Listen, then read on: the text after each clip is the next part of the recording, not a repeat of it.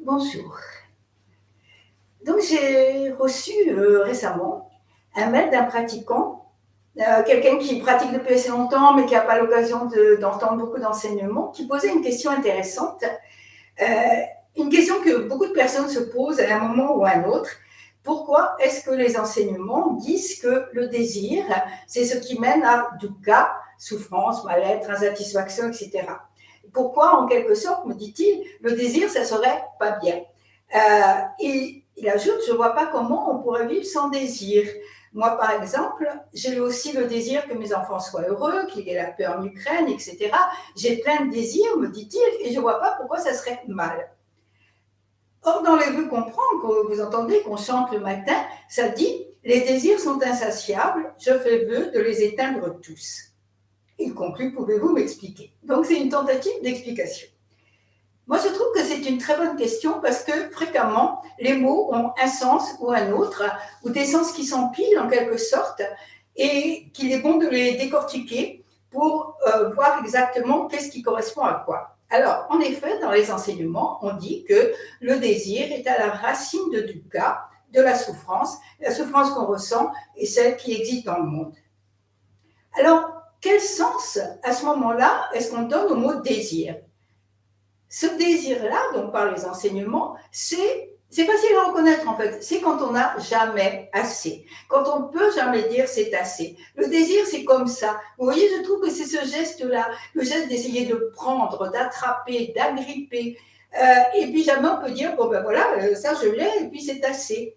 Alors, c'est à ça qu'on reconnaît le désir dont parlent les enseignements, une sorte d'avidité incessante, parce que quelque chose de nouveau va attirer notre attention et on ne prête pas attention aux conséquences.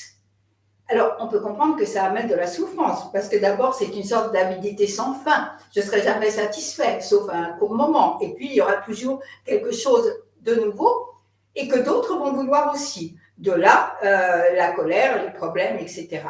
On peut voir ça au niveau personnel, dans sa vie propre, mais on peut le voir au niveau des groupes, au niveau des pays même. Moi, il y a des pays, voilà, ben je désire ce puits de pétrole, je désire ces mines de métaux rares, je désire ce fleuve, je désire ce territoire, on le voit en ce moment. Et ça, c'est à toutes les échelles. Et on voit bien comment ça entraîne toutes sortes de troubles et de souffrances. Mais plus que ça, il est facile de voir à notre époque que toute notre société est basée sur le désir. Ça fonctionne là-dessus. On nous passe sans cesse sous le nez des choses nouvelles, extraordinaires, qu'on a envie d'attraper, d'agripper et d'avoir. Le désir, c'est de l'avoir complètement. Mais surtout, et ça c'est intéressant parce que, je veux dire, c'est quelque chose qui nous vient dans la figure maintenant, notre avidité, elle est tellement forte que nous sommes en train de dévorer la terre. Il n'y a pas d'autre mot. Nous sommes en train non seulement de la détruire, mais de la dévorer. Cette terre qui nous nourrit, cette terre qui nous fait vivre, cette terre Gaïa, cette terre nourricière, eh bien, nos désirs sont insatiables et ils nous amènent à dévorer la terre. Et là, on voit, on ne peut pas ne pas voir dukkha comme conséquence, avec tous les problèmes, bon, je ne vais pas revenir là-dessus, mais tous les problèmes de changement climatique, d'incendie, de sécheresse, de pays qui vont perdre leur côte et de la place. Donc, on peut voir que le désir, c'est vraiment un geste destructeur, c'est un geste qui ne s'arrête jamais. C'est pourquoi, dans les vœux que nous prononçons, nous disons le désir est insatiable. Il est insatiable parce que même quand nous avons les conséquences sous le nez, comme maintenant, ça nous est vraiment difficile de nous arrêter parce qu'il y a toujours quelque chose d'autre là. Une personne, une situation, de l'argent. Je ne parle pas de l'argent au sens concret, hein, mais de l'argent fantasmé d'une richesse infinie. Et on va encore une fois tendre la main et agripper, ou en tout cas essayer. Donc ça, par rapport à ça, je reviens sur le mot désir, avoir le désir que ses enfants soient heureux, avoir le désir de la paix en Ukraine, en Ukraine, en Syrie ou que sais-je, mais ça ne correspond pas du tout à la même chose, on le voit bien. C'est seulement le mot qui est le même. C'est comme si c'était un mot à deux faces, vous voyez, quand il y a le désir insatiable et puis il y a ce désir qui est tourné vers les autres et qui s'appelle, moi je l'appellerais désir aspiration ou seulement le mot aspiration.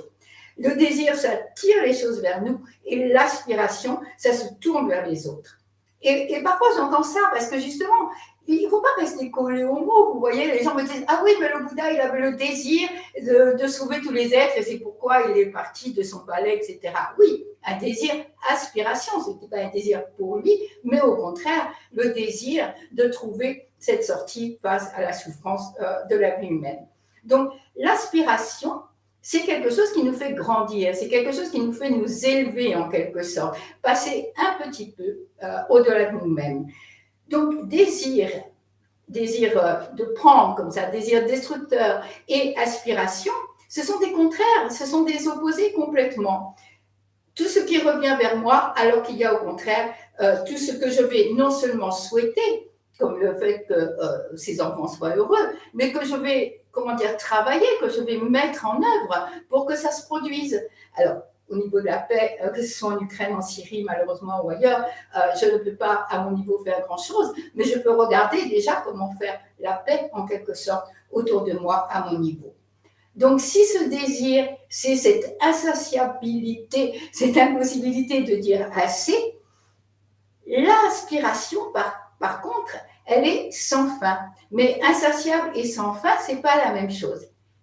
L'aspiration, elle est sans fin parce que plus on va s'ouvrir comme ça à tout ce qui nous entoure et au désir d'aider, de soulager de tout ça, tout ce qui nous entoure, donc cette aspiration, et bien plus on va voir tout ce qu'il y a à faire en fait, et plus on va avoir envie, désir, aspiration de le faire.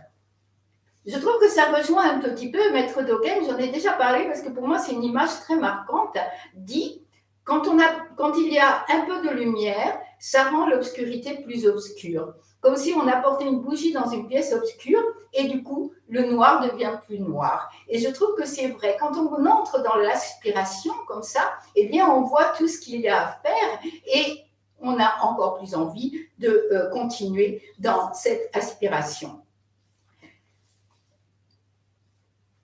Donc, je peux dire, l'aspiration est sans fin, mais d'une certaine façon, c'est une vision qui me porte. Ce n'est pas cette impossibilité de dire assez du désir, mais c'est quelque chose qui va au contraire me porter. C'est sans fin parce que ça me donne envie de continuer à faire des choses pour les êtres. C'est-à-dire que ce soit des choses plus petites ou des choses plus grandes.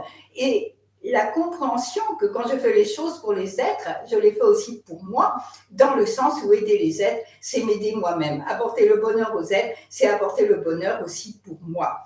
Et c'est le contraire du désir qui apporte l'insatisfaction. Et puisqu'on court toujours après une satisfaction qui va reculer, qui est toujours repoussée, puisqu'il y a toujours de nouveaux désirs, mais l'aspiration apporte ce que le bouddhisme appelle le bonheur véritable, un bonheur permanent, un bonheur qui touche pas seulement moi, mais qui touche tous les autres. Et c'est là où c'est intéressant, parce que la suite de ce vœu, donc les désirs sont insatiables, je fais vœu de les éteindre tous. Ce mot éteindre, il est très important aussi. Parce que ça ne dit pas, je vais lutter contre mes désirs, je vais essayer de les arracher, de les déraciner, le désir, c'est pas bien, alors je vais faire des efforts incroyables pour arriver à en sortir et tout ça. Non, c'est pas du tout comme ça. Ça dit éteindre. Alors, la comparaison qu'on retrouve dans les enseignements, bien sûr, parce que c'est relié à ce qui existait à cette époque, c'est la lampe à huile. Lorsque une lampe à huile va brûler, et puis lorsqu'on arrête de remettre du combustible, elle va s'éteindre. Et bien là, c'est la même chose. Nos désirs brûlent, nos désirs nous brûlent. Ça aussi, on retrouve ça souvent dans les enseignements, un feu qui brûle sur nos têtes, ces désirs qui nous brûlent. Et je pense que la seule façon d'éteindre ces désirs, c'est par l'aspiration. Ce n'est pas de se torturer soi-même et d'être dans la culpabilité. Ça, il faut vraiment l'enlever aussi. Ça, je le vois, je l'entends. Oui, c'est pas bien, j'ai des désirs. Non, non. Pardon. C'est l'aspiration, comme si c'était des vagues communicants en quelque sorte. Vous voyez, quand les désirs sont très élevés, on ne peut pas avoir beaucoup d'aspiration. Mais plus l'aspiration va augmenter et plus les désirs vont décroître. Et c'est vrai, il va falloir un effort. Alors, je ne parle pas d'un effort horrible, de se torturer, tout ça, non, mais un effort. Parce que si vous voulez changer quelque chose dans votre vie, bien sûr, il faut un effort.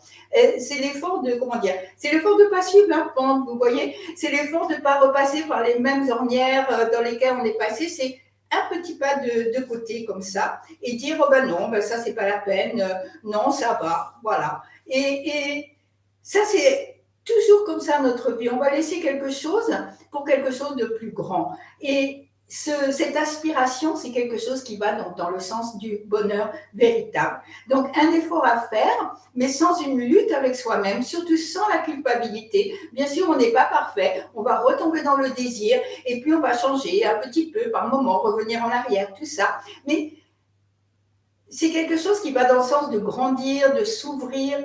Pour moi, c'est comme mieux respirer. Vous voyez, avoir plus de place et plus d'espace pour mieux respirer. Et j'ai l'impression que tout ça, ça commence, ça bouge un peu aujourd'hui. Parce que ce qui commence en même temps, parce que je veux dire, ça nous saute dans la figure en fait, c'est la prise de conscience des conséquences de nos désirs. Que ce soit au niveau donc, de la Terre, et puis à nos niveaux personnels, nous pouvons regarder et prendre conscience des conséquences de ce désir. Et à ce moment-là, bon, pour moi, ça se fait à travers la méditation, parce qu'en s'entendant, comme on est relié à tout, eh bien, on peut arrêter d'essayer de courir tout le temps et puis se poser vraiment. Ça se fait à travers l'étude des enseignements, parce qu'ils donnent très bien comment je peux dire, l'enchaînement qui va jusqu'à Dukkha. Et puis, ça se fait par une réflexion personnelle qui nous dit que oui, on peut plus ou moins, ou à peu près, et peut-être pas tout le temps, mais vivre en disant assez. Voilà. Il me semble que cette prise de conscience en ce moment est en marche. Bon, après, il y a l'autre côté du dégât de tous nos désirs, mais il me semble que nous voyons petit à petit que nous pouvons passer du désir égoïste et destructeur à l'aspiration. Et ça sera l'aspiration de vivre d'une façon légère, de vivre sans détruire et de vivre une aspiration de vivre en harmonie avec la Terre et avec tous les êtres.